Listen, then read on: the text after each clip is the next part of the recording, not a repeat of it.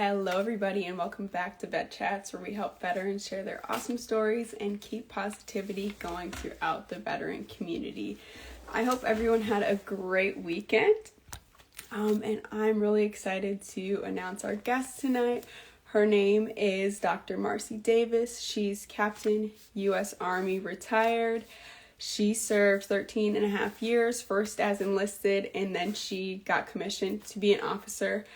And about a year ago, Marcie reached out to me and asked if I would be a participant in her study. She was doing her dissertation for her doctorate, and it was on female veterans female veteran leaders and how they were transitioning out of the military. I thought it was very interesting, and she agreed to come on and talk about it tonight. So I hope you all stick around and hear more about Dr. Davis. So I'm going to request her. I see she has joined. Hello, everyone. So I just requested you, Marcie, and she should be on shortly. Hey, everyone. Hello there. Let me get this. Hi, Marcie. Forgive me. Okay. Is it? Look, I got my camera upside down. It's all good. This is Marcie's first live, so. Yay. Hey, awesome. Hi, great to see you. How was your weekend? Great to see you as well. Am I okay now? Or I still need to turn? Yes. Okay. Oh, wait, no, it was good. It was good before. There we go. Awesome. Great. So how was your weekend? It was great. Still in Houston, came down to just spend some time with a friend, just kind of relax for the weekend, being that we have a 3-day weekend. Yes. So, yeah. Yes, yeah. I'm so, like, tomorrow's a gift. I know. There's nothing planned. It's like you don't have to get up for anything. Right. You need that break. Yes, I'm excited. So let's get into your story. Would you like to share a little of your background, your upbringing, and how you ended up joining the Army? Absolutely. So I was born and raised in Mississippi, from a small town called Silver Creek. Population per the last census probably was like 200 people. So we all know each other. Yeah, and most of us are related, believe it or not. Both my father and my oldest sister are both veterans. My dad served in Vietnam, Desert Storm, Desert Shield, and then we also we both went to Iraq together, believe it or not. Wow, with your dad? Yes. So he was in the National Guard at the time, and so was I. So it was right before he got ready to retire. Mm-hmm. What was that like? Were you able to communicate at all? Yes and no. The internet was still sketchy back then. Mm-hmm. And so I would see him from time to time. He would catch convoys. So he would actually risk his life to get in a convoy and like travel from one location to another just to come see me. So it was pretty cool when we did get to see each other. Yeah, that is. I mean, nothing. I can't even imagine that. So, so your sister joined as well, and then yes. Were you the first sibling to join? No, so my sister, she is 10 years older than myself. So I was still probably like in the 2nd or 3rd grade when my sister left and went to the Army. And then I joined. So just 2 of us out of 4 girls, 2 of us went to the service. So that was kind of always an option for you, but you did, and you went to college first, right? So what was kind of like your passion? What were you passionate about? So to kind of tie it all in together, yes, I joined when I was 17 years old. So my parents did have to sign for me. And because I joined a little bit late in that year, I couldn't go to basic AIT right away. So I did everything right after high school. And then when I finished that training, I started school at Jackson State. Okay. Yeah. Yes. And what did you study? And then I studied psychology. So I was always interested in the mind, our behaviors, why we do certain things. So that's what interested me. Mm-hmm. It's fascinating. And then did you have to do anything while you were in the National Guard and going to school? Were you ever called to deploy or anything? Yes, so actually I made it through my first semester, which was fall 2003. And then in 2004, we were put on alert. The Mississippi Army National Guard, which was the 155 Brigade Combat Team at the time.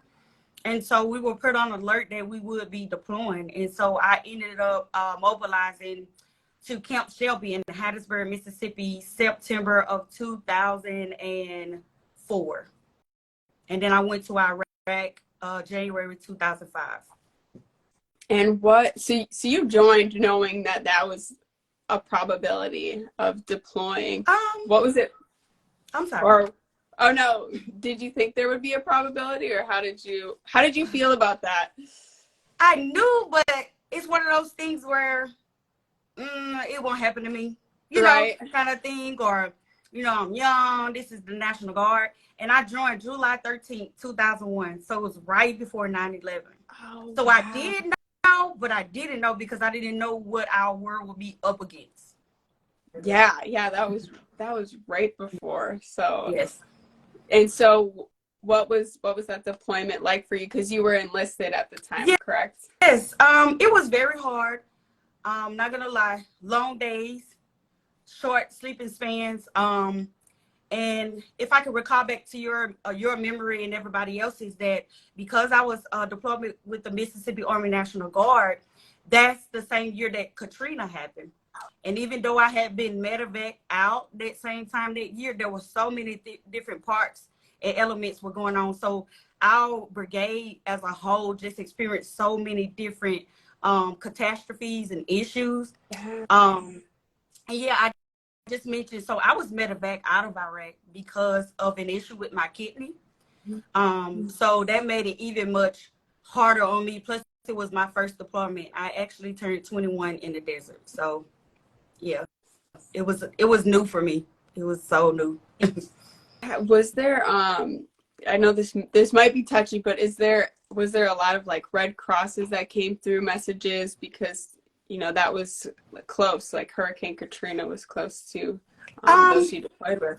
Yes, and sadly there were a lot of service members. For some reason that year, we're losing a lot of family members due to car accidents and things of that nature. So again, I bring that up because it all ties into our workload. So when people have to leave country for whatever reason, whether it be a death or something else catastrophic happens in the family, everybody else has to work longer hours, which is understood because it's our battle buddies. But yes, it does put a strain on the unit as a whole. Yeah, absolutely. I mean, someone's got to kind of pick up that slack or step in, because you got to keep things moving. Yeah. So so later you get back, you commissioned, and then the next time you're deployed as an officer. Yes. What was kind of like the big differences between those two experiences? Oh my God. So a lot of things had changed logistically downrange. So we had a lot, as far as how I slept and where I slept, things such as just my working conditions. When I was enlisted, this was during the time where we were still driving into country, meaning we would pick up our vehicles from a port, and then we would cross the berm. You would actually see a sign that say you're entering into X, Y, and Z, lock and load, or go to this posture of your weapon. And yeah, so it was Afghanistan. We got hit pretty much every day from indirect fire, like RPGs and bombs and stuff outside of the gate. But Iraq to me was a little bit more stressful because I was like out on the road a lot driving. Being in the National Guard and enlisted from Mississippi, honestly speaking, we didn't have a lot of communication within the vehicle. So there were times when we were driving and you just had to follow the person in front of you. You didn't have a lot of good communication. When I deployed as an officer, we flew right into the base that we were going to be stationed at. So just things like that were different. my first deployment was 2005. The second was 2012. So that age gap just spoke to how things have transitioned. And then the FOBs were built up a lot better. So. Yeah, I can imagine. That's a huge difference. That's about 7 years. So, yeah, you know, they're really got it set up more. Like they know what they're doing by then. And also you're an officer, so you have a little more standing. Yeah. Like you said, you got more respect and all of that. So eventually you ended up getting out. And how was that transition for you? I'm not gonna lie, it was very hard. A lot of things happened while I was in the military, losing friends. I was at Fort Hood. So I was actually at Fort Hood during the first shooting, but I wasn't on site or location, but my unit was down the street. That was a stressful day for all of us because we were locked on Fort Hood probably to about midnight. So that was a hard thing. It's one of those things you just can't explain. And then the second shooting that happened at Fort Hood, that was actually my unit as well. And I had just PCS to another location. So just dealing with stuff like that and having to face it once I got out. Like while I was in, I had people, a community to reach out to. I had resources. And then when I got out, I didn't have that structure. Yes, the VA is there, but it just was totally different. I tell people all the time, I feel like I'm still transitioning now because I had to learn how to be a civilian. And even though I did like so many years in the National Guard and active duty, you got to think I did this since I was 17 years old. Yeah. So besides working at maybe Dollar General, Captain D's, the military was my source of everything, my life, my livelihood. So. Yeah, it's your identity. And, you know, those are your formative years. That's when you're learning to be on your own as an adult. And then when you get out, you're like, well, what do I go back to? You know? Right. So it's right. So I try to explain it to people who, like some of my friends who are still in, and they're like, you just can't picture it until you go through it. So you went on to continue education. And at the beginning, I was kind of explaining what you did for your dissertation. And what was your inspiration behind studying female veteran leaders? Okay, while doing research, I realized that there was a gap in the research regarding female military veterans. You see a lot about our male counterparts, but there is little to no information specific to us as leaders as well. So I wanted to be able to use my research abilities to get that information out there so that different resources for the future could be birthed out of my research and research such as mine to be able to help us as female veterans. Yes, that is so true. Like the lack of research, even like I try to look up stuff myself at the VA and they just don't have that data, especially on female veterans, like you said. And so as soon as you reach out to me, or if there's any research study I come across, I always share it. I always try to participate because it's so important. So if you could go into more details about it, what did you do? You had an interview with me, and what were kind of the other parts of that process? So I had a survey that was done through SurveyMonkey. Also, I had the actual where I sat with the female veteran and had certain questions that I utilized in order to guide the study. I found that the majority of my participants were Army veterans. I had a few Navy, and then I believe it was one Air Force. The ages were from 18 and above, with the average age being like mid-40s. The rank was, of course, for research purposes for this study, it was the rank of corporal and above. And then they had to, the female veterans had to be a leader in the military as well as in the civilian sector for at least 2 years or more.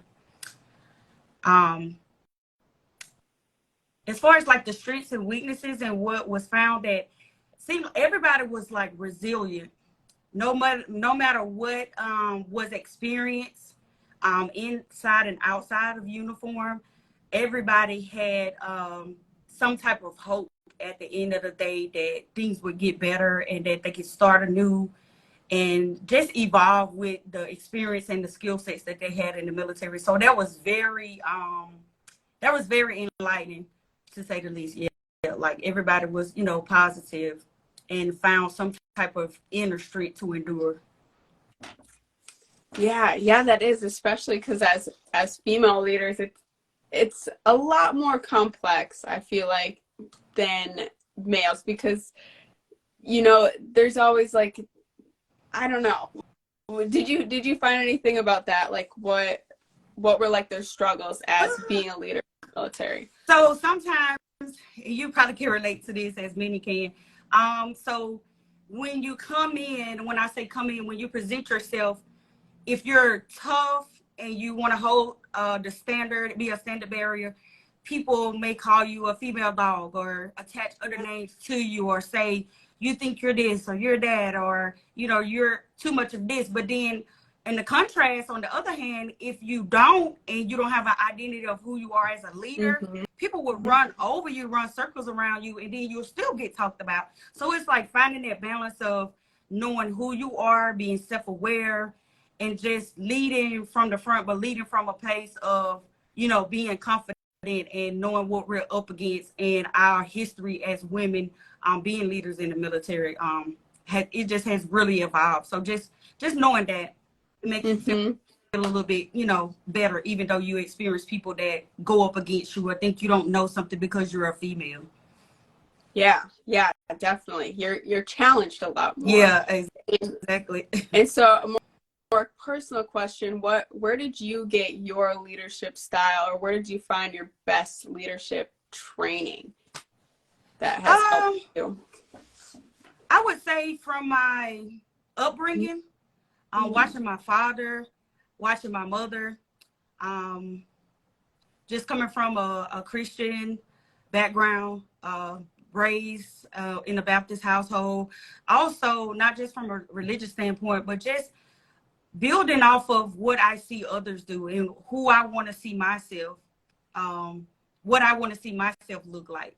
And so there was some trial and errors where I had to really dig deep and look at myself and say, hey, you might need to change this, or, the way you maybe represent yourself or things you're saying or doing doesn't align with trying to be a great leader. So you just have to kind of continue to see yourself and have those talks with yourself. You can't just be constant and say, okay, this is who I am. Like, you got to keep evolving. My NCOs, my non-commissioned officers and the soldiers alike, like, they really inspire me to just be a better me, be humble, remember where I come from. And then just having experience as an enlisted person first allowed me to be able to remain humble, remember where I come from, and then to also just dig back deep with those basic soldiery skills on how to treat people and just be professional and engaged. Yes, yeah, absolutely. I think that's a great point, that we have to reevaluate. You got to check yourself. And do you think that you had maybe more respect or maybe a leg up on others because you had that enlisted experience? Yes, but you also experience those people that may be jealous in a sense, or they assume you're a certain way based off of maybe another leader with the same background or demographics that you've experienced transitioning from both sides. So, some people will say, hey, you crossed over into darkness, or, those little running jokes and things of that nature. So again, it's just depending on the people that you were serving with at the time. But again, it's just always about remembering who you are, and regardless what is going on or the noise from the peanut gallery, you just have to stick to who you are at the end of the day. So it was challenging. Yeah. So another question I had was, what did you enjoy most from speaking with these women leaders? I enjoyed hearing all the different stories hearing all the different challenges that they may have faced, whether it may have been medical issues, issues with weight as well, issues with their relationships, their families, on whether they were going through divorce, things of that nature. So to just see how they persevered was amazing to me, because these women that were represented, it was 12 females that participated in the study, and they were just awesome.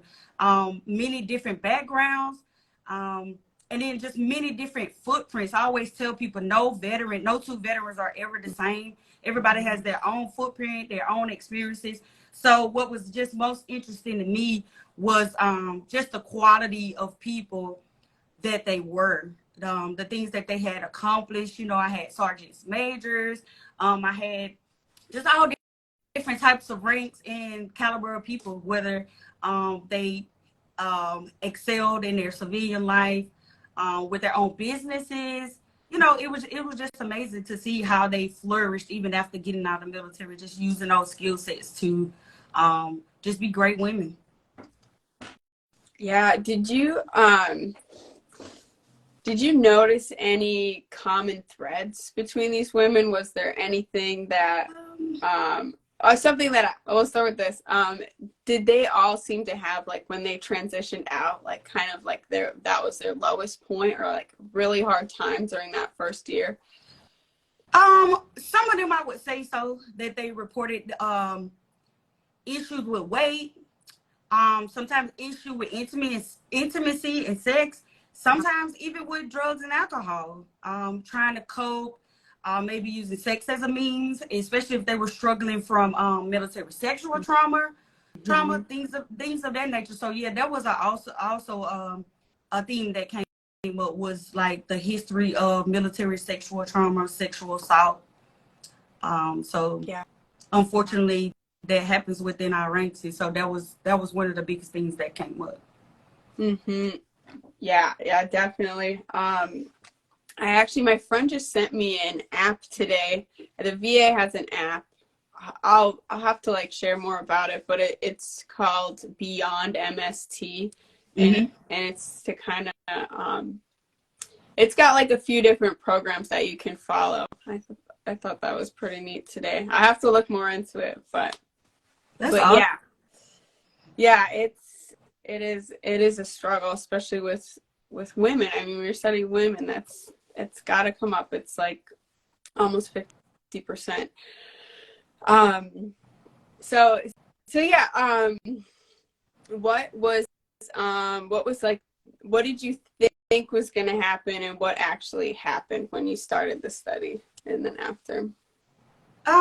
Again, when it came to the attitude of the female veteran leaders, I honestly thought it would be a lot of negativity from the point of just overall speaking. But then, like I said, there was this overwhelming amount on a positive side of just perseverance. Again, it was, I thought that there would be, maybe just a lot of sadness or maybe brokenness, because I know what I experienced, and that's one of the things with me being a veteran myself. I had to make sure I had to remain unbiased, and so not projecting my feelings or my thoughts when doing the research and writing up the findings. I had to just kind of remove myself. So again, just seeing how people, not to say that I wanted people to fail, but just saying that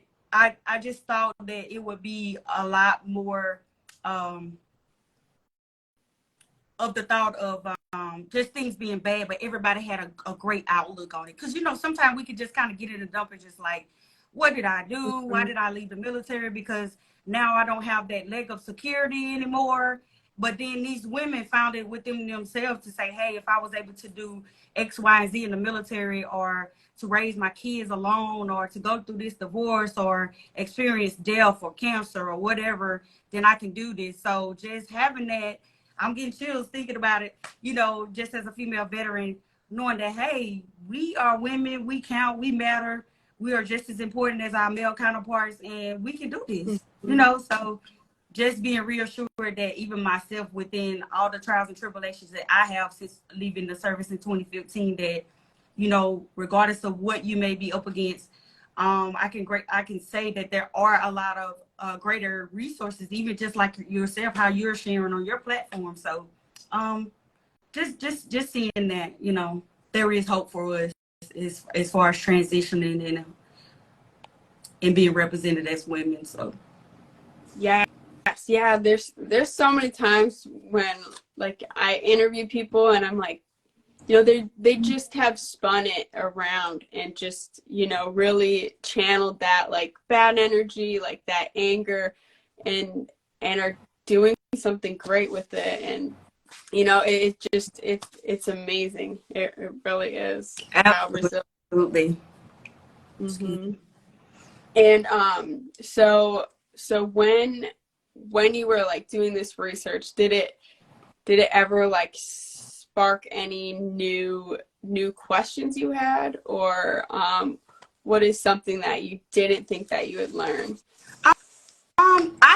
I didn't think, not that I thought that I knew all of the resources, but you know, we have a general idea or consensus what's available out there. But there were some things that I came across just by networking and talking to other people that birthed this this knowledge bank for me of so many things that are available to us. And if I could add, research studies such as mine help to birth different resources for us. Like if you just think back not too long ago, at VAs, you didn't have like a women's clinic. Mm-hmm.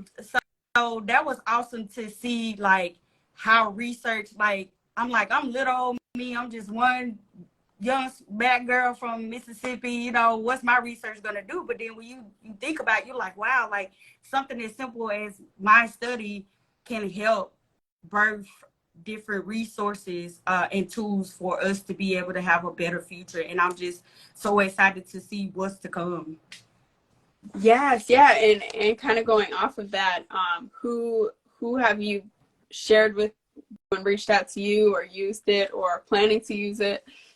So actually, not from a veteran standpoint just yet, but a lot of other people that are looking to do a study similar to mine have come across it. So just reaching out to me, just talking to me, about the pros and cons, just like you're asking me now. Just getting that knowledge. I have shared it with one of the leaders at one of the VAs that I used to work at. So I'm just hoping that one day possibly I could sit on some type of panel or just be a representation for other female veterans, being that I have so many different backgrounds and outlooks, whether it be first female enlisted officer going to Iraq and Afghanistan, being active duty National Guard. So I can look at it from many different areas, and I have an array of knowledge to, you know, help assist others, and that's just what it's all about for me. Yes, yeah, and on top of that, you've collected all these other experiences. So when you're looking at something, you're looking at it with, you know, all of these different perspectives, which is really cool. So what are you doing currently? Are you still researching veterans, or are you kind of doing something else? So actually, I am not. And this speaks to, again, my journey of transitioning. So after not working for like the last 4 years, once I got my disability from the VA, I just took that time to kind of finish school. Having lost my sister and aunt on the same day in 2018, I had to kind of just regroup and, like I said, just dig deep within. I didn't stop this process at all. So it was very trying, a very trying time to me. But to answer your question, I ended up getting hired for a job in December after completing my degree. I completed my degree in March of last year, and then I was able to walk and go through the ceremony and get hooded in October. So I applied for a job, and I actually used one of the agencies, one of the groups through the USO on Fort Hood. They assisted me through a job fair, and I was able to to get hired at Texas Juvenile Justice Department. So right now I'm working with youth who are in the prison system. So I'm kind of all over the place. Like I'm multidimensional. I have so many different areas that I like to touch on. But at the end of the day, for me, it's just all about service outside of the uniform. I come from a family of service. So any capacity where I can give back or just show empathy or sympathy for somebody else or just be an example, then hey, I'm all for it. So, yep, I'm working with kids right now. In the future, I would hope to begin my own nonprofit and focus on veterans. But for right now, that's just a part of my transition. One of those, chapters added to my book of things that I've done and accomplished. So. Yes, yeah, that's where you're being called to right now, and that is such meaningful work. I mean, I could see that, like you finding like a huge purpose in that. How are you liking that? I like it. It's new. I'm a senior case manager, and of course, I could have taken positions, higher than that. But I always, and it speaks to my military experience. I always like to have a leader or to be a leader that understands everything at the lowest level. Mm-hmm. And so for me, it was important to, and not that this job was beneath me or for those that have this job that they're lower or insignificant, but I wanted to understand when I say at the lower level, just the process. That way, when I do become, because I'm speaking it to existence, when I do become a leader in that agency or another agency, I want to be respected or just know that I know my job. Because what burns me up the most about working somewhere is somebody trying to tell me to do something when they don't understand the system itself. So it has been challenging.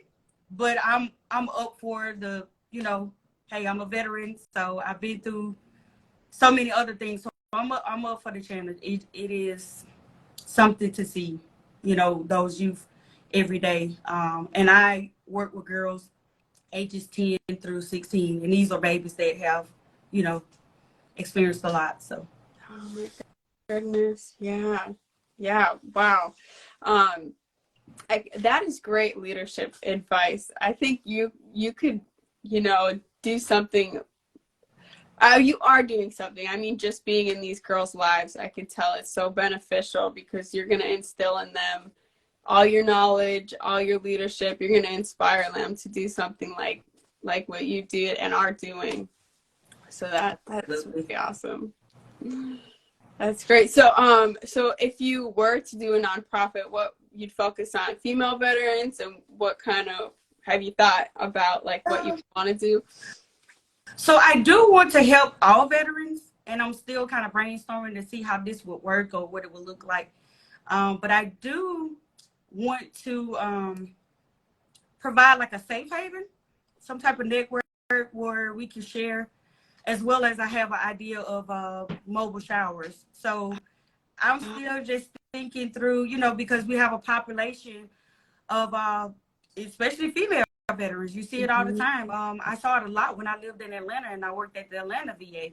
And so just I can't save the world, but I can, help somewhere. So just looking at those things, the needs, because there's so many needs in this world and in this country. Mm-hmm. And so I feel like everybody deserves a meal. Everybody deserves to feel clean. Everybody deserves to sleep well. And especially as a veteran, if you serve and sacrifice your life for this land and country, it's like, what does it cost us to at least make sure that everybody has some type of dignity for themselves to be clean and to, just have those basic needs, like sleeping and eating and stuff like that. So, yeah, I'm definitely got some things on my mind that's cooking up. So, yeah. And female veterans are growing in population. I think the VA is going to have kind of even more of a wake-up call within the next 10 years on the population growing. And even at like my local VAs, I have to drive really far to get to like the closest women's center because we got to stay checked up on those things, especially women veterans, because we're more prone to things like cancer and such. But I think that's a great idea, like you said, with just having basic human rights, like having a shower, having clean foods for our veterans is so important. So yeah, what was I going to ask? I totally like lost my train of thought. It's okay, it happens. It happens. But so overall, kind of like a overall question, what was something that kept you going while you were through the Army, through everything you were doing? What was kind of like your something that, yeah, I guess kept you going, kept the lights burning? I'm always a big advocate for starting what I finished. Now that's not to say that I don't want to quit. That's like with school or anything. Especially with school, I quit every week. In my head, I quit, and I'm joking, but I'm being serious. So for some reason, I just have this desire within me to always be better and to grow. And coming from where I come from, small town, being green, just not seeing a lot of things in life, coming from a slow, rural place. Mm-hmm. I wanted to be able to branch out and just be my authentic self and just grow and just become this person that I never seen before. Sometimes it's hard to desire to be someone that you can't see. Mm-hmm. And so when I'm continuing to learn who I am and what I want to be as an adult woman, because I'm continuing to evolve. I just always had this idea in my head that I'm not going to leave anything on the table. Mm-hmm. So if I can't get it this way, if it don't work this way, just like I had to get out the military, but then I found something else. Like I'm always gonna just keep going. My parents, when I had my graduation party in November, I spoke to my family when I gave all my thanks and everything, and I said that my parents had no education outside of their former years, outside of grades 1 through 12. But in life, if I could, I would award them with a PhD in life skills, because they worked hard and they set examples for us and they sacrificed a lot so that my sisters and I could have a better life than what they had, especially us growing up in rural Mississippi. So with seeing them working hard, I just always wanted to have a better life for myself. And, just looking at my mom, things that she experienced with her being in her 70s, she didn't have all the opportunities as a woman that I have now to mm-hmm. have my own. And that worked for them back then. My parents been married over 50 years, but we're in a different generation. Mm-hmm. So I just always knew that, hey, we're growing, we're changing as a people in this world. Things are a whole lot different. Women are in different capacities. And back then in the early 2000s, I was just like, you don't want to just be stuck here in this small town, not doing anything mm-hmm. and not being able to look back and say, hey, what did I accomplish? Or, so I just always had that inner thought that just to keep going. My competition wasn't anybody else, but just myself. Mm-hmm. Wow. Oh, I just know your parents are so proud of you, and they just probably beam when they talk about you. Yeah, my mom was my dad was excited.